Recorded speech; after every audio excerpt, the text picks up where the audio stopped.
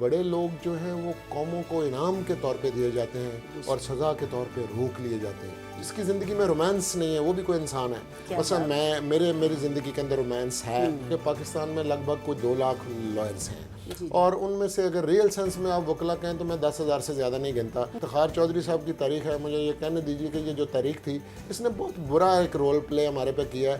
وکلا جو ہیں بے راہ روح ہو گئے اور اس کے بعد چند وکلا اس کے بینیفیشری ہیں اور میں اس کو مافیا کا نام دیتا ہوں.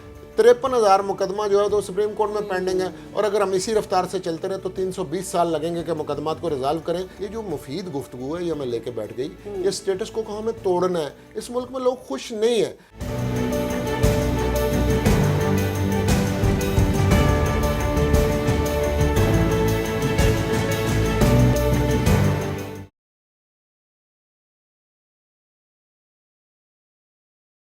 بسم اللہ الرحمن الرحیم. السلام علیکم.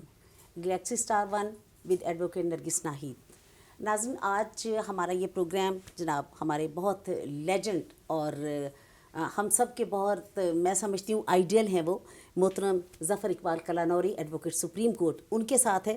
اور اگر مجھے یہاں پہ یہ سیٹ کی پرابلم نہیں ہوتی تو میں یقیناً ان کے چرن چھو کے ان کا شکریہ ادا کرتی. میرے بڑے بھائی ہیں اور ہمارے لیڈر ہیں وہ. آج انہوں نے بڑے اپنے قیمتی ٹائم میں سے تھوڑا سا ٹائم اس چینل کو بھی دیا ہے. میں ان کی بڑی شکر گزار ہوں. تو آئیے آپ سے ان کی ملاقات بھی کرواتے ہیں اور ان کی خوبصورت باتیں بھی آپ سے شیئر کرواتے ہیں. السلام علیکم سر. وعلیکم السلام. ناہید, سب سے پہلے تو میں آپ کو مبارکباد دیتا ہوں. ماشاءاللہ آپ نے ایک نیا چینل شروع کیا ہے. ایشو بیسڈ چینلز کی ضرورت ہے. آپ کا جو گلیکسی سٹار 1 ہے, میں آپ کو گڈ لک وش کرتا ہوں. ایشوز کے اوپر ریسرچ کر کے یہ والی چیز کا رواج نہیں ہے. جنرلی سنسنی خیز خبریں پھیلانے کا رواج ہے. تو میں امید رکھتا ہوں کہ ہر شعبے کے اندر نہ صرف مسائل بلکہ ان کے حل پہ بھی بات کرنی چاہیے. ہر کوئی جو ہے وہ مسائل کی بات کرتا ہے, ان کا سلوشن کیا ہے, وے فارورڈ کیا ہے. تو میں امید کرتا ہوں کہ آپ یہ اس پہ کام کریں گے, کیونکہ مجھے پتا ہے آپ جتنی انرجیٹک ہیں, جتنی محنتی ہیں, جو آپ کی بیک گراؤنڈ ہے, تو اس لیے بڑی خوشی کی بات ہے. Sir so nice of you, thank you very much. تو سر اس سے شروع کرتے ہیں. ویسے تو میرا خیال ہے کہ آپ کی زندگی کے ماشاءاللہ اتنے شعبے ہیں اور اتنے پہلو ہیں کہ میں ان کو اگر کور کرنے بیٹھ جاؤں تو مجھے لگتا ہے کہ مجھے کئی پروگرام کرنے پڑیں گے, کیونکہ ایک آپ کی شخصیت میں بہت ساری شخصیات ہیں اور ماشاءاللہ ایک سے ایک بڑھ کے ہے وہ. اگر میں رائٹر کے طور پہ آپ کو دیکھتی ہوں تو وہ بھی آپ کمال ہیں, اور وکیل کے طور پہ تو آپ لاجواب ہیں, وہ تو ہم سب کے آپ آئیڈیل ہیں. اور اگر میں اسپیکر کے طور پہ آپ کو دیکھتی ہوں, کیونکہ میں نے اکثر آپ کی اسپیچز بھی سنی ہیں, اور ویری ٹو دا پوائنٹ اور بالکل جو ایک ریلیونٹ ایشو چل رہا ہے اس کے حساب سے آپ نے بات کرنی ہوتی ہے. میں نے کبھی آپ کو نہیں دیکھا کہ آپ ڈی ٹریک ہوں یا ادھر ادھر کی باتیں کر کے پھر اپنے ٹاپک پہ آئیں. آپ بالکل اپنے ٹاپک پہ ہوتے ہیں اور ہمیشہ بڑی خوبصورت گفتگو کرتے ہیں. کتابیں بھی آپ نے ماشاءاللہ لکھی ہیں, بلکہ بہت سی کتابیں ابھی آپ کی لانچ ہونے بھی والی ہیں. تو سر کچھ تھوڑا سا اپنی وکالت کے حوالے سے آج تھوڑا سا ہم یہ کچھ ناظرین میں یہ بتاؤں کہ ہم وہ سارے پہلو بھی تھوڑے سے ہم سر کے آپ کے سامنے پیش کریں گے جو کہ بہت زیادہ لوگوں کو نہیں پتہ. میں بھی پتہ بھی ہو, لیکن میرا خیال ہے جو ہماری نئی نسل ہے ان کو پتہ ہونا چاہیے کہ ہمارے یہ جو لیجنڈز ہیں, ہمارے یہ جو سینئرز ہیں, یہ کہاں کہاں سے کتنی محنت کر کے اور کتنا میں سمجھتی ہوں اپنا ٹائم اس میں لگا کے اور پھر یہاں پر پہنچے ہیں. جبکہ سر کی طبیعت بھی تھوڑی سی آج ناساز تھی, ان کی شکر گزار بھی, اور ان کے لیے بیسٹ سر وشیز بھی ہے اور میری دعا بھی ہے اللہ آپ کو لمبی صحت دے, لمبی زندگی دے اچھی صحت کے ساتھ. تو کچھ فرمائیے گا کہ وکالت کب شروع کی, اور والد صاحب بھی ان کے ماشاءاللہ بہت پائے کے وکیل, تو کیا ان سے امپریس ہو کے وکالت آپ نے کی یا آپ کا اپنا شوق تھا, بائی چانس آ گئے, یا کیسے, جو بھی ہے آپ فرمائیں. سچ بات یہ ہے کہ میرے لیے زندگی کا اسپیکٹرم جو ہے وہ سی پی سی اور پی پی سی سے بہت بڑا ہے. میں اس کو بڑا ایک بورنگ سا کام اس لحاظ سے تصور کرتا تھا کہ آپ کے پاس اپنے لیے تو وقت ہی نہیں ہوتا. تو میرے والد محترم اللہ تعالیٰ غریق رحمت کرے اس پائے کہ وکلا تو اب ہیں ہی نہیں, ہم تو بالکل ایک طفل مکتب ہیں. محترم محمد اقبال, میاں اقبال حسین کلانوری, میں ان کو کام کرتے دیکھتا تھا. ان کی کوئی سوشل لائف نہیں تھی, صرف آفس گئے, لوگوں کا کیس اپنے پہ سوار کر دیا. ایون اپنے بیڈ روم میں بھی انہوں نے کتب رکھی ہیں اور پڑھتے رہتے تھے. تو میں کہتا تھا کہ نہیں, زندگی اپنے لیے بھی تو کچھ جینے کے لیے ہے. تو میں تھوڑا سا دوسرے شعبوں میں بھی دلچسپی لینے والا آدمی ہوں, کیونکہ میرا یہ خیال ہے کہ جو اس ملک کے اندر نا اب لوگ تو بہت پیدا ہو رہے ہیں, بڑے لوگ پیدا ہونے بند ہو گئے ہیں.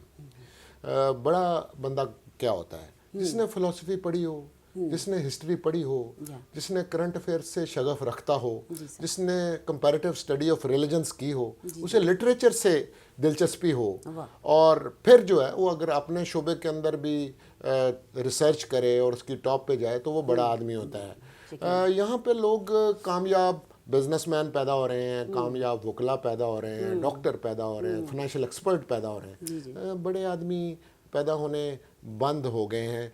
कहते हैं ना कि जब आप बड़े लोग जो हैं वो कौमों को इनाम के तौर पे दिए जाते हैं और सज़ा के तौर पे रोक लिए जाते हैं। जब आप बड़े लोगों की कदर नहीं ना करते तो उस माशरे में बड़े लोग पैदा होने भी बंद हो जाते हैं। तो मैं ये सोचता था कि नहीं, ज़िंदगी इससे परे भी है। मुझे अल्लाह ताला ने बड़ी छोटी उम्र में ना बड़े बड़े लोगों के पास बैठ के उनकी महफिल में बातें करने का मौका दिया। किसी ने अगले रोज़ मुझसे सवाल पूछा तो वो बच्चा पूछता है कि जी बड़ा वकील कैसा बनते हैं, तो मैंने कहा बड़ा वकील जो है उसको बनने के लिए ये किताबों में कानून नहीं लिखा हुआ, ये कानून किस तरह से आता है, बड़े आदमियों की महफिल में बैठने के उनकी खिदमत करने से आता है। तो वक्त से पहले नहीं, मुकद्दर से ज़्यादा नहीं, लोगों को बहुत जल्दी है। लोग जो हैं वो मैं समझता हूँ कि बगैर उस्ताद के हैं, बेपीरे बेमुर्शिदे हैं। तो मुझे बड़ी नौजवानी के अंदर जो है, बिल्कुल जब मैं स्कूल गोइंग था, आई वॉज ओनली अ तिफले मकतब, तो उस ज़माने में बड़े बड़े लोगों के साथ जो है वो बैठने का मौका मिला। मसलन मलिक महराज खालिद साहब के साथ, निसार उस्मानी साहब के साथ, आई रहमान साहब के साथ, फैज़ अहमद फैज़ साहब के साथ, जालिब साहब के साथ, एतजाज़ हसन साहब के साथ, चौधरी खालिद महमूद साहब के साथ, KH खुर्शीद मरहूम जो कायद-ए-आज़म के सेक्रेटरी थे उनके साथ, डॉक्टर नज़ीर साहब गवर्नमेंट कॉलेज के जो प्रिंसिपल हैं उनके साथ। तो ये तमाम लोग जब मैं इनके पास बैठा करता था तो पहले तो इनसे सवाल पूछने में बहुत बरस लग गए कि इनसे सवाल पूछूं, फिर उनके साथ थोड़ी गुफ्तगू होती थी, फिर हमने उनको कंट्रडिक्ट करना भी शुरू किया। तो जो बंदा मेहनत करेगा उसके लिए जगह बनेगी। तो हम तो ज़मीन पे चलने फिरने वाले ये कीड़े हैं। वो लोग जिनको कभी मैं सोचता था SM ज़फ़र साहब, आबिद मिंटो साहब, एतजाज़ हसन साहब, इस पाए के लोगों को मैं सुनने जाया करता था। तो अगर आप मेहनत करें तो अल्लाह ताला ने हमें भी फर्स्ट चॉइस लॉयर बनाया और लोग अब हमारे साथ भी बात करते हैं। तो मैं नौजवान जो कि बहुत बहुत अच्छे पढ़े लिखे बेटे बेटियां आ रहे हैं इस फील्ड के अंदर, उनको ये कहूँगा कि थोड़ा सा कानून से हट के भी दूसरी चीज़ों के ऊपर भी गौर करें और इन सारी चीज़ों को जानना बहुत ज़रूरी है। और फिर आपकी ज़िंदगी के अंदर कोई हीरोज़ होने चाहिए, और जिसकी ज़िंदगी में रोमांस नहीं है वो भी कोई इंसान है। असल मेरी ज़िंदगी के अंदर रोमांस है। मेरी ज़िंदगी में क्या रोमांस है, मैं कायद-ए-आज़म मोहम्मद अली जिन्ना को आइडियलाइज़ करता हूँ। He is my hero. बल्कि मुझे बोलने का बहुत शौक़ है। मैं बातें करता हूँ। हज़रत अली करमल्लाहु वजहू ने फरमाया था कि अल्लाह ताला आपने दुनिया में दो तरह के लोग पैदा किए हैं, एक वो जिनको हीरे जवाहरात दिए हैं, एक जिनको आपने इल्म दिया। देखने वाले और अंधे बराबर नहीं हो सकते, ये कुरान पाक में भी लिखा है। तो आपने हमें इल्म दिया, हमें आपसे कोई शिकवा नहीं, हम बात करते हैं। लेकिन चार चीज़ों के ऊपर मैंने कभी बहस नहीं की। यह मैं आपके चैनल के तवस्सुत से आपसे शेयर करना चाहता हूँ। मैं दुनिया भर घुमा हूँ, हर जगह पर मेरे बहस मुबासे होते हैं। चार चीज़ों पर मैं बहस नहीं करता, मैंने अपने असूल मुतय्यन कर दिए। एक, मैं अल्लाह की ज़ात पे कभी बहस नहीं करता। तमाम वो लोग जो दैरी हैं, तमाम वो लोग जो एथीस्ट हैं, मैं उनको कहता हूँ आप परे हो जाएं, मैं आपसे बहस नहीं करना चाहता, क्योंकि मैं अल्लाह को मानता हूँ। आपकी वजह से मेरे पे अजाब ना आ जाए। दूसरा, रसूल करीम सल्लल्लाहु अलैहि वसल्लम जिन पे मेरी जान कुर्बान हो, जो दुनिया के सबसे कीमती और शानदार इंसान है, उनकी वजह से मैं मुसलमान हूँ, उन पर कोई बहस नहीं। तीसरा, कायद-ए-आज़म मोहम्मद अली जिन्ना की ज़ात पे कोई बहस नहीं, मोहसिन आज़म है। और चौथी बात, मेरी धरती माँ को कोई बुरा कहे उससे कोई बहस नहीं। पाकिस्तान है तो सब है, बिल्कुल सही। मैं ये ओन करूँगा कि हम में बहुत ख़राबी है, लेकिन हम अच्छे माँ बाप की बुरी औलाद होती है ना। मैं समझता हूँ इतना खूबसूरत मुल्क, मैंने दुनिया घूमी है, कोई 70 से ज़्यादा ममालिक देख चुके हैं, मैंने पाकिस्तान से बेहतर और शानदार मुल्क दुनिया में नहीं देखा, लेकिन इससे बुरा सिस्टम भी नहीं देखा। वो सिस्टम हमें ठीक करना है, लेकिन अगर कोई धरती माँ को गाली दे और ये कहे कि पाकिस्तान होना नहीं चाहिए, मेरी उससे कोई बहस नहीं है। ना मेरी इतनी अकल है, ना मेरी इतनी बहस है। और दूसरा, तमाम वो लोग जो बाअदब नहीं हैं, मैं उनकी इज्जत नहीं करता। अल्लाह रसूल के बाद माँ बाप जो हैं वो कुरान पाक के अंदर जिक्र आ गया, हम नमाज में भी उनका जिक्र करते हैं। जो अपने माँ बाप का नहीं वो किसी का भी नहीं, जो बाअदब है वही बामुराद है। तो मैं ऐसे लोगों को इंसान भी नहीं समझता जो है इज्जत नहीं करते। और एक बात मैं बड़ी इस बात के ऊपर अल्लाह का जितना शुक्र अदा करूं कम हूँ, میں پیشہ پیغمبری میں ہوں، لوگوں کو تعلیم دینا، یہ پیشہ پیغمبری ہے۔ اور اس کے اوپر رسول کریم صلی اللہ علیہ وآلہ وسلم کی ایک بڑی مشہور جو ہے وہ فرمان ہے، آپ نے کہا کہ 3 لوگ آپ کے باپ کا درجہ رکھتے ہیں، ایک وہ جنہوں نے آپ کو پیدا کیا، بایولوجیکل فادر جو دنیا میں لانے کا باعث ہے، دوسرے جنہوں نے آپ کو بیٹی دی وہ بھی آپ کے باپ کی جگہ ہے، اور تیسرا جنہوں نے آپ کو علم دیا، استاد جو ہے وہ عالم کی جگہ پہ ہوتا ہے۔ اب میں بنیادی طور پہ الیکٹرونکس انجینئر ہوں، میں ولایت کے اندر تھا، میری والدہ کو اللہ تعالیٰ ان کو جنت میں جگہ دے، بڑی نیک خاتون تھیں، ان کی بڑی دلی خواہش تھی، اور میرے والد صاحب کی بھی بڑی خواہش تھی کہ میں وکیل بن جاؤں۔ اب میں وکیل بننا نہیں چاہتا تھا، اور میری والدہ کو انفارچونیٹلی تھائرائیڈ کا کینسر ہو گیا، اور میرے والد محترم نے مجھے ولایت سے واپس بلایا، تو میری ماں نے کہا کہ بیٹا وکیل بن جاؤ۔ تو میں نے دیکھا ماں کی حالت اچھی نہیں ہے، تو میں نے لاء کالج میں ایڈمیشن لیا۔ اس وقت ایک ہی لاء سکول تھا، پنجاب یونیورسٹی لاء کالج، اور کے ایچ خورشید مرحوم جو قائد اعظم کے سیکریٹری تھے، انہوں نے میرا ایڈمیشن کروایا خیرات ابن رسا صاحب کو کہہ کے وائس چانسلر کی سیٹ پہ۔ سردار اقبال موکل جو ہے وہ میرے جو ہے پرنسپل تھے۔ اور آپ کو ایک بات اور بتانا چاہتا ہوں، یہ ایجوکیشن جو کہ اب بہت بڑا ایک بزنس بن چکا ہے، بہت مہنگی ایجوکیشن ہو گئی ہے۔ ہماری لاء کالج کی فی صرف 105 روپے تھی۔ میں ایف سی کالج میں پڑھا ہوں، اور وہاں پہ میں نے 125 روپیہ فی دی ہوئی ہے، اور میں 1 روپیہ اپنے اسکول کے اندر فی دی ہوئی ہے۔ تو تعلیم اس وقت پبلک اسکول بڑے ہو جاتے ہیں بچوں کو پڑھانے کے لیے، بہت مشکل کام ہے، اور وہ راستہ نہیں رہا۔ اینی ویز میں نے جب وہ ایڈمیشن لے لیا تو اگلے روز میری ماں کا انتقال ہو گیا۔ اب میں نے اسے ایک مشن کے طور پہ لے لیا، تو جو بات اب ہوتا ہے وہ بامراد ہوتا ہے۔ تو جو بات ماں باپ کی دعاؤں سے شروع کی جائے اس میں آپ کو کبھی شکست ہو ہی نہیں سکتی۔ تو میں نے بڑا دل لگا کے آپ نے والد محترم کے ساتھ کام کیا، کام کرنے کو ملا بہت۔ ہمارے پاس تقریباً 80-90 مقدمے روز ہوتے تھے، اور وہ کہتے ہیں کہ جتھے سونا کڑیا جاندہ اتنے کردہ ضرور ہے۔ تو وکیل کا بیٹا آدھا وکیل تو پہلے ہی ہوتا ہے، تو اس کی لائبریری اور اس کے کانٹیکٹس یہاں ضائع چلے جائیں گے اگر وکیل کا بیٹا وکیل نہ بنے۔ تو ہم نے اپنے والد صاحب کے ساتھ گاڑی ڈرائیور کی طرح چلا کے جانا، اور ان کے ساتھ ہر وقت قانونی ڈسکس ہوتا تھا، تو کافی کچھ سیکھنے کا موقع اس سے ملا۔ تو اللہ تعالیٰ نے مہربانی کی ہے، اور بڑے بڑے لوگوں کے ساتھ ہم نے جو ہے وہ وکالت کے اندر جو ہے کام کیا، محنت کیا، اور محنت کرنے کے لیے ابھی بھی بہت راستہ ہے۔ ایک بات میں آپ کو بتاؤں کہ پاکستان میں لگ بھگ کوئی 2 لاکھ لائرز ہیں، اور ان میں سے اگر ریئل سینس میں آپ وکلا کہیں تو میں 10,000 سے زیادہ نہیں گنتا۔ تو وقت اچھا پھر آنے والا ہے، آئے گا۔ اس وقت ناانصافی ہے، ناانصافی ہے کہ یہ جو افتخار چودھری صاحب کی تاریخ ہے، مجھے یہ کہنے دیجیے کہ یہ جو تاریخ تھی اس نے بہت برا ایک رول پلے ہمارے پہ کیا ہے۔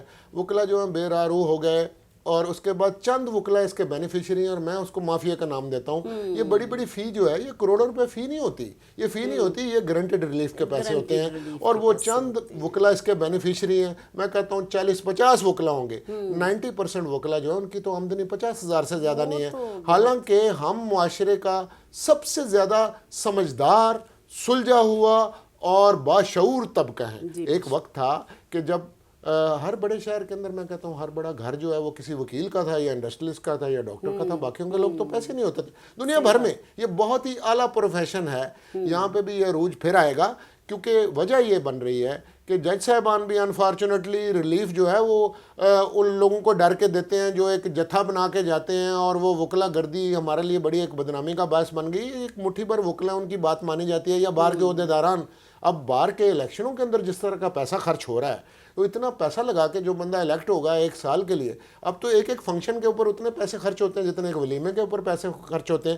تو اب اچھے لوگ تو آ ہی نہیں رہے، جو کہ سر ایسا ہونا نہیں چاہیے، نہیں ہونا چاہیے۔ ہمیں بار کاؤنسلز کے الیکشنز کے اوپر ری وزٹ کرنا چاہیے کہ اس کے اوپر خرچوں پہ پابندی لگنی چاہیے۔ اس کے اندر پورا سال الیکشن ہوتے رہتے ہیں، اتنی لمبی لمبی کمپین ہے، لوگوں کی کلیئرنس کروا کے، ان کو ٹرانسپورٹ دے کے، اس بنیاد کے اوپر جس طرح سے یہ الیکشنز کروائے جا رہے ہیں، یہ ایشو بیس تو الیکشن ہی نہیں ہے۔ پھر ایک بات اور بہت بری ہے، اور وہ میں سمجھتا ہوں کہ جو شخصیت پرستی ہے یہ بت پرستی سے بری ہے۔ تو یہاں پہ لوگ جس طرح نیشنل لیول پہ شخصیت پرستی کا شکار ہیں، یہاں پہ بھی وکلا کے 2 معروف گروپ بنے ہوئے ہیں، وہ الیکشن لڑتے چلے جاتے ہیں، وہ لوگوں کو باری باری کہتے ہیں اب تمہاری باری ہے، اب تم کھڑے ہو جاؤ۔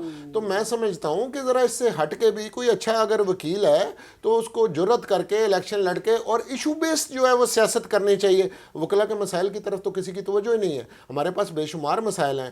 یہاں پہ انصاف جو ہے وہ تو بہت دور کی کوڑی ہے. دادا مقدمہ دار کرے تو شاید پوتے کو کبھی انصاف ملے. ہم نے بڑی کوشش کر کے دیکھی ہے. ہم نے اے ڈی آر پہ بے شمار کوشش کی. میں اس کا وہی آپ سے بات کرنے والی تھی, سوری, کہ وہ اے ڈی آر پہ آپ کا بڑا کام ہے. اے ڈی آر آپ یہ دیکھیں نا کہ یہ ہم جو آلٹرنیٹیو یہ سارا ہمارا سسٹم ہے, میں سمجھتی ہوں کہ ایک تو عدالتوں پہ بوجھ کم ہو جائے گا اس سے. یہ جو اوور لوڈڈ رہتی ہیں ہر وقت عدالتیں, اتنے کیسز لگے ہوئے کہ ججز بھی آخر سارے انسان ہیں. ایک انسان کے لیے کتنا ممکن ہے کہ وہ کتنے کیسز سن لے گا, لیکن اے ڈی آر کی وجہ سے یہ دیکھیں نا کہ کتنے معاملات ایسے ہیں جو کہ عدالت کے باہر ہی وہ حل ہو سکتے ہیں. تو یہ آپ کا بڑا ورک ہے, اس کے بارے میں کچھ بتائیے کہ کتنے آپ نے, میرا خیال ہے ابھی تھوڑی دیر پہلے ہماری بات ہو رہی تھی تو آپ فرما رہے تھے کچھ کہ یہ کوئی 100 میں کیسز تھے کچھ جو کہ آپ نے اس کو, یا آئی تھنک 1000 میں کیسز تھے جو کہ آپ نے ان کو ختم کیا جو اے ڈی آر کے اندر. جی, آپ نے جس بارے میں بات کی ہے, میں پائنیئر ہوں الٹرنیٹ ڈسپیوٹ ریزولوشن کا in this part of the world. یہ ہم نے سلسلہ جو ہے وہ شروع تو تب کیا تھا کہ پہلے 4 چیف جسٹسز کے ساتھ میں نے کام کیا ہوا, جن میں اعجاز نثار صاحب, شیخ ریاض صاحب, راشد عزیز صاحب, میاں اللہ نواز صاحب, ان کے ساتھ میں نے کام کیا اے ڈی آر پہ. اور ہم نے پروجیکٹ شروع کیا تھا اس زمانے کے اندر, اور یہ 2000 کی بات ہے, اور کوئی 1.5-2 سال چلا تھا. اس وقت ہم نے فیملی کیسز سے شروع کیا تھا. تب بھی کوئی 70% کیسز جو ہیں وہ out of the court settle ہو رہے تھے. ہم نے لاہور سے اس سلسلے کو لے کر گئے تھے ملتان اور پھر اسلام آباد بھی. پہلے فیملی کیسز لائے, پھر آرڈر 37 کے کیسز جو نیگوشیبل انسٹرومنٹس کے ہیں, لینڈ لارڈ ٹیننٹ ڈسپیوٹس, بڑی کامیابی سے سلسلہ ہے. لیکن سلسلہ یہ ہے کہ جو چیف جسٹس ہیں ہمارے سسٹم میں, he is a very powerful guy, especially جو پروونشل چیف جسٹس ہیں. اگر he doesn't see an eye to eye with you, وہ چیزوں کو ٹرن اراؤنڈ کر دیں گے. جیسے ملکی لیول پہ ایک سیاستدان کوئی اچھا کام کرے تو دوسرے نے اس کو انڈو ضرور کرنا ہے. ایک جج کا کیا ہوا کام دوسرا انڈو ضرور کرتے ہیں. پھر ہماری جب یہ تحریک چلی, تحریک کے بعد سے تو ہماری توجہ اور طرف ہو گئی. بہت ساری اب لیجسلیشن ہو چکی ہے, تب تو لیجسلیشن بھی نہیں ہوئی تھی. تو ان کا جتنی بھی اس کے اوپر لیجسلیشن ہوئی اس کا میں خالق ہوں. یو این ڈی پی کے رولز میں نے بنائے ہیں, 89A سی پی سی میں آ گیا, اسمال کلیمز ٹریبونل کے تحت آ گیا. ابھی میری ایک پٹیشن سپریم کورٹ کے اندر ایکسیپٹ ہوئی ہے, جو کہ جس کی بنیاد کے اوپر پنجاب کے اندر نیا اے ڈی آر ایکٹ, اس کا میں خالق ہوں. میرا لکھا ہوا ہے 2019 کا, اس کے رولز بھی میں نے لکھے ہیں 2020 میں. اس پہ ایک باڈی بننی ہے اور اے ڈی آر یوز ہوگا. اسی طرح اسلام آباد کے لیے ایک اسپیسیفک لا ہے 2017 کا اے ڈی آر ایکٹ, وہ بھی میرا لکھا ہوا ہے, جس پہ کام کیا. ہم نے out side the court chamber کے اندر جو ہے مصالحتی ادارے بنائے ہوئے ہیں. یہ مصالحین کا کنسیپٹ لوکل گورنمنٹ کے اندر جو ہے وہ اے ڈی آر کی بات کر رہا ہے.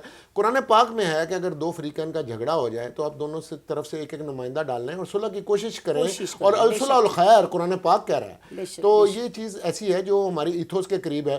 یہ انگلینڈ نے اس کو ولف ریفارم کے بعد رائج کر دیا ہے. امریکنز نے اس کو انڈیجنائز کیا, اور مختلف ملکوں کے حساب سے. ہمارے ملک میں بھی انہوں نے کیا تھا, انسٹیٹیوشنلائز یہ ہو چکا ہوا ہے. انہوں نے بھی کامن لا سسٹم دیا تھا. اب امریکہ میں صرف 5% کیسز عدالتوں میں جاتے ہیں, باقی باہر ریزالو ہوتے ہیں. انگلینڈ کے اندر کو 80%.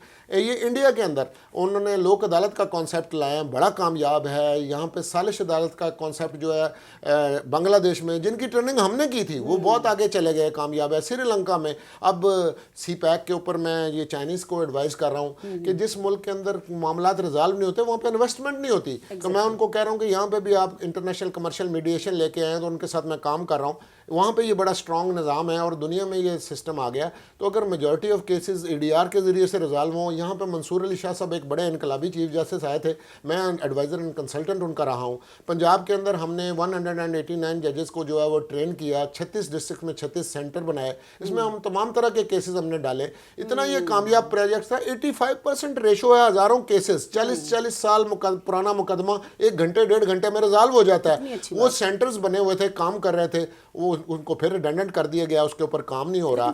اور سبجیکٹ یہ اے ڈی آر, اب کیونکہ میں نے LLM میں اس کو پڑھا ہے باقاعدہ, بلکہ میں نے بائی چوائس اس کو پڑھا. میں نے کہا اس کو پڑھنا چاہیے کہ یہ تو بڑا فائدے مند ایک چیز ہے, لوگوں کو ریلیف دیتا ہے. آپ بالکل درست کہہ رہی ہیں. دیکھیے پاکستان بار کونسل نے جو سبجیکٹس اپروو کیے ہوئے ہیں, آپشنل لسٹ کے اندر اے ڈی آر ایک ہے, اس کو وہاں بھی پڑھانا ہے پھر. لیکن اس کی ایک ٹریننگ بہت مسٹ ہے.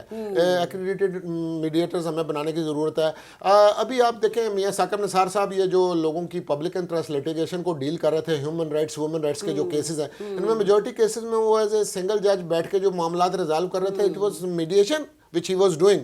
اور بڑے بڑے پرانے مقدمے وہاں پہ بھی ریزالو ہوئے ہیں. میں سمجھتا ہوں کہ اس سسٹم کو ٹرائی کرنا چاہیے, اس لیے کرنا چاہیے کہ ابھی 53,000 मुकदमा जो है तो सुप्रीम कोर्ट में पेंडिंग है, और अगर हम इसी रफ्तार से चलते रहे तो 320 साल लगेंगे कि मुकदमात को रिजॉल्व करें।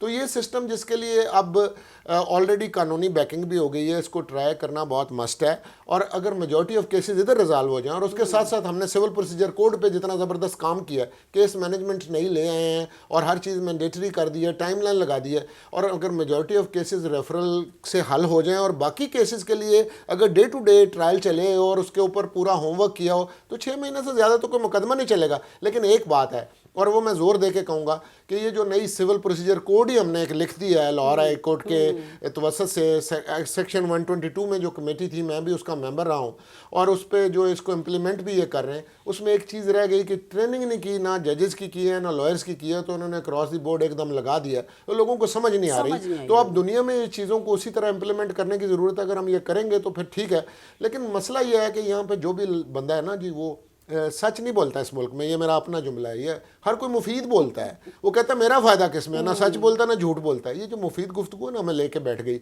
और बेनिफिशियरी ऑफ स्टेटस को जो है वो चीज़ों को चेंज होने ही नहीं देते। हालांकि सिस्टम आजकल ऐसा है कि लोग हमारे पे रिलाय नहीं कर रहे, ना वो जज साहबान की इज्जत करते हैं ना वकला की इज्जत करते हैं, क्योंकि सिस्टम डिलीवर नहीं कर रहा। अबे हम इसके अंदर इनकलाबी चेंजेस लाने की ज़रूरत है। और अब बड़े बड़े अच्छे नए बच्चे जो हैं वो पढ़ के आ रहे हैं, तो उनको ये नए मुफादात वाली जो चीज़ें हैं वो क्या हैं। अब आप केसेस में मीडिएशंस को, आप मीडिएटर बने, अब मीडिएटर क्यों नहीं बनते आप? जो है ये हमें आर्बिट्रेशन का लॉ, इसके अंदर भी मैंने चेंज करने के लिए इनको कहा हुआ है कि रूल ऑफ द कोर्ट ना बनाना पड़े, ये पर सी इन्फोर्सेबल एट लॉ हो। तो दुनिया में अब आउटसाइड द कोर्ट ये चीज़ें रिजॉल्व हो रही हैं, और बाकी को कोर्ट में अगर केसेस का बोझ कम होगा और हमें केस मैनेजमेंट आ जाए और जज साहबान के लिए भी टाइम लाइन लग जाए, वकला को भी होमवर्क करना पड़े, हम इनिशियल स्टेज के ऊपर एडमिशन एनालिसिस करा लें, प्रोडक्शन ऑफ डॉक्यूमेंट्स करा लें, फैक्ट्स की एडमिशंस करा लें, तो ये मामला बड़े ठीक हो जाएंगे। लेकिन वो कहते हैं जी सच को तो परे होके बो। एक गैर मारूफ से शायर फैसलाबाद के, मुझे उनके 2 अशार बड़े पसंद हैं। वो कहते हैं हंसती हुई आंखों में भी गम पलते हैं, हंसती हुई आंखों में भी गम पलते हैं, कौन झांके मगर इतनी गहराई में, और यूं ही नहीं शाहिद की जुबान पर छाले हैं, आंच बला की होती है सच्चाई में। कहते सच कुछ सुनना नहीं चाहता, वो कहता है जी बस सब ठीक है। ये जो मुफीद गुफ्तगू है ये मैं लेके बैठ गई, ये स्टेटस को हमें तोड़ना है। इस मुल्क में लोग खुश नहीं है। मैं एक बात आपके तवसत से और कहना चाहता हूँ आपके नाजरीन को। मेरा ये ख्याल है कि इंसानों के हकूक़ होते हैं, जानवरों के भी हकूक़ होते हैं। मेरे मज़हब में तो रसूल करीम सल्लल्लाहु अलैहि वसल्लम के हिसाब से रवायत है कि एक ऊँटनी जो बड़ी कमज़ोर थी, उन्होंने कहा तुमने इसके ऊपर इतना बोझ डाला हुआ है और तुम्हें क़यामत के दिन इसका हिसाब देना पड़ेगा। एक शख्स जिसने कीड़ियों को आग लगा दी, तो उन्होंने कहा कि तुमने ये जुल्म किया, तुम्हें हिसाब देना पड़ेगा, क्योंकि जलाने का काम जो है ये सिर्फ रसूल करीम सल्लल्लाहु अलैहि वसल्लम ने कहा कि अल्लाह को है। तुम कौन होते हो कि तुमने कीड़ियाँ जला दी, ये हकूक़ है। लेकिन मैं समझता हूँ दरिंदों के हकूक़ नहीं होते। ये जो आपने नूर मुकद्दम वाला जिस तरह का वाक़या है, ये मोटरवे वाला जो वाक़या है, ये आप इसके लिए जितना बड़ा चोर है उतना बड़ा वो वकील कर लेता है। ये अकाउंटेबिलिटी के जो घपले के केसेस हैं, आप इनको लंबा करते हो और वो विक्ट्री बना के हमारा मुँह चढ़ाते हैं। एक बंदा जो कि टुलंटन मार्केट से कहते हैं जी ठंडी मुर्गी का और रेट है, गरम का और है, जो मुर्दार खिला रहा है, मुर्दार खिला रहा है, नाजायज प्रॉफिटिंग करता है। ऐसे लोगों के लिए इस तरह का निज़ाम नहीं है। मैं समझता हूँ इनका सर उड़ा देना चाहिए। एग्जाम्पलरी जब तक पनिशमेंट्स नहीं दी जाएंगी कभी मामला हल नहीं होंगे। और ये मैं बतौर वकील के मेरी ये जिम्मेदारी बनती है कि मैं हर केस लेने का पाबंद नहीं हूँ। I have to learn to say no. हमने झूठे का, खाइन का, बदमाश का, हैबिचुअल क्रिमिनल का केस नहीं करना। अब हलाल की रोज़ी में भी बड़े आला पैसे हैं, दुनिया भर में ये बड़ा आला प्रोफेशन है, ये वक्त फिर आएगा। और लेकिन लोगों को थोड़ा सा सब्र करना चाहिए और उनको सीखने की कोशिश करनी चाहिए, और गलत लोगों को हमें कला कमा करने की ज़रूरत है। अगर ये सिस्टम डिलीवर करेगा तो फिर आपके मेरे लिए रास्ता है, वरना खाकम बदहन मुझे ये बात लग रही है कि अगर हमने कोई सिस्टम चेंज ना किया तो हमसाया मुल्क में जिस तरह हो गया ना, यहाँ पे भी फिर कोई ऐसा निज़ाम आएगा। क्योंकि आप नाम लेते हैं कि जी जमहूरियत चाहिए, आप ये भी कहते हैं कि जी आपको जुडिशल सिस्टम भी चाहिए। मुझे बताइए ये क्या पेशावर का चप्पल कबाब है कि जिससे लोगों का पेट भर जाएगा? तो एक तमाशा और दिखाया जा सकता था। मुझ को भी दफनाया जा सकता था, वाह। चिड़ियों की आवाज न कानों तक जा पहुंचे, इतना शोर मचाया जा सकता था, और जितनी देर में तुमने घर आबाद किया है इतनी देर में तो एक शहर बसाया जा सकता था।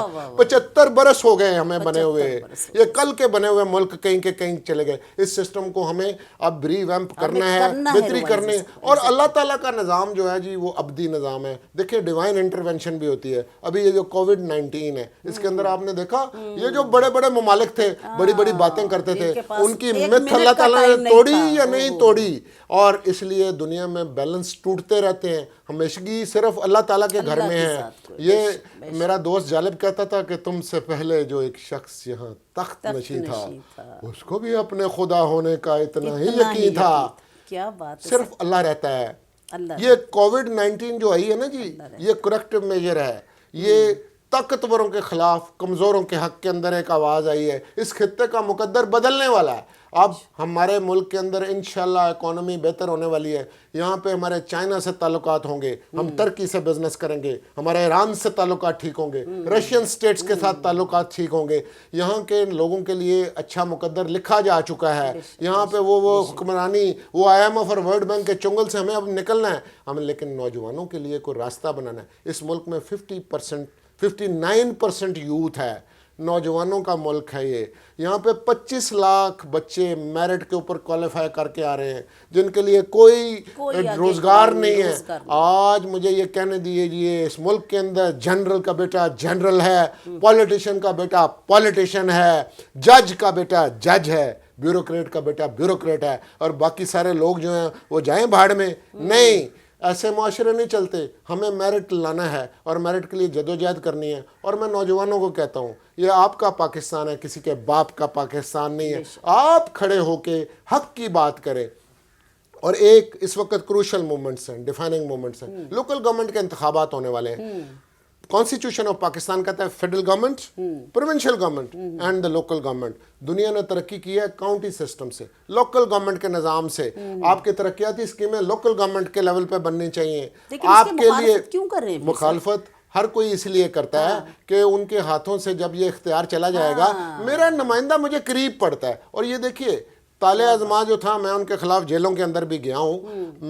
उन्होंने एक जुल्म किया, और वो जुल्म उन्होंने ये किया कि इस मुल्क के अंदर जो नर्सरियां थी पॉलिटिक्स की वो ख़त्म कर दी। स्टूडेंट यूनियन पे बैन, लेबर यूनियन पे बैन, किसानों की यूनियन के ऊपर बैन, लोकल गवर्नमेंट के अदारे जो हैं उनको इख्तियारात कोई नहीं देता। और ये जमहूरियत वाले भी नाम के जमहूरियत वाले हैं। ये नाम के जमहूरियत वाले हैं, कभी इख्तियार नहीं देना चाहते, या तो इलेक्शन होते नहीं या उनको इख्तियारात नहीं देते।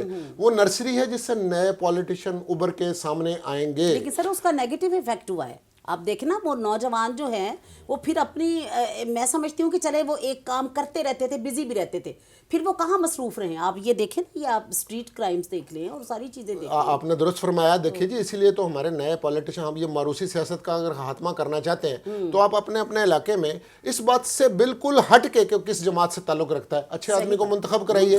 वो आपका डिस्प्यूट रेजोल्यूशन भी उस लेवल पे मुसालिहीन के कंसेप्ट है वहाँ पे होगा, आपकी तरक्याती स्कीमें वहाँ पे बनेंगी। आप उस बंदे को पहुंच के वो जवाबदेही आपको है, और वहीं से निकल के फिर नए सियासतदान ऊपर वाली असेंबलियों में जाएंगे, आपकी मेरी नुमाइंदगी करेंगे।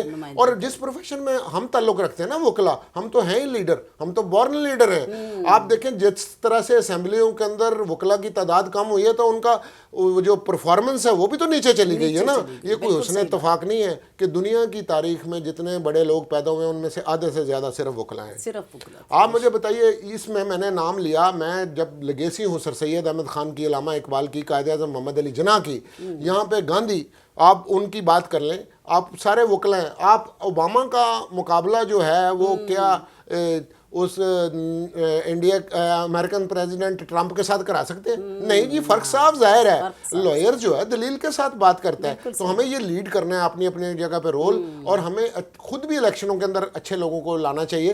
क्योंकि रसूल करीम सल्लल्लाहु अलैहि वसल्लम के हवाले से मैं एक बात करना चाहता हूँ। आपके ऊपर 40 साल की उम्र के अंदर रिसालत आई, आपने अपना किरदार पहले पेश किया कि क्या मैं सादिक हूँ, क्या मैं अमीन हूँ। फिर आपने फरमाया कि मेरे ऊपर पैगम्बरी उतरी है, किरदार पहले है, ठीक है। उस वक्त वो आप मुसलमान तो नहीं थे, आपने जब पैगम्बरी का दावा कर दिया तो 63 बरस की उम्र में आपका इंतकाल हुआ है, आपको फतह मक्का के बाद जब हुक्मरानी मिली है तो लोग जौक दर जौक मुसलमान हुए हैं, उससे पहले इतने लोग मुसलमान नहीं होते थे। इसका मतलब है अच्छे आदमी का इक़्तिदार में होना और इख्तियार में होना भी बहुत ज़रूरी है, और इसलिए हर जगह पे अच्छे लोगों को मंतखब करके ऊपर लाइए, चाहे मुआशरे का वो कोई भी शोबा हो। आज तो मामला ये है कि सेठ के हाथ में सब कुछ है, जिसके पास सरमाया है। आपके लॉ कॉलेज का मालिक जो है वो एजुकेशनिस्ट नहीं है, वो एक सेठ है। आपका मेडिकल कॉलेज का जो मालिक है वो डॉक्टर या एजुकेशनिस्ट नहीं है, वो एक सरमायादार है। आपका मीडिया हाउस का जो मालिक है वो जर्नलिस्ट नहीं है, वो जो है एक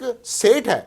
तो ये जो सेठों की दुनिया है, ये लोगों को, प्रोफेशनल्स को हायर कर लेते हैं। कैसे चेंज होगा सर ये सारा सिस्टम? ये सारा सिस्टम इसलिए चेंज होगा कि आप जब तक बोलते नहीं, आप अपने हकूक के लिए खड़े नहीं होते, तो कहते हो जुल्म तो सहता है मगर शिकवा नहीं करता।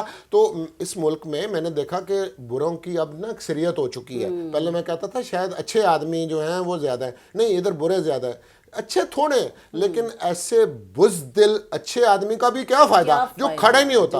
अगर अच्छे थोड़े से भी इकट्ठे हो जाएं तो इनको भगा देंगे।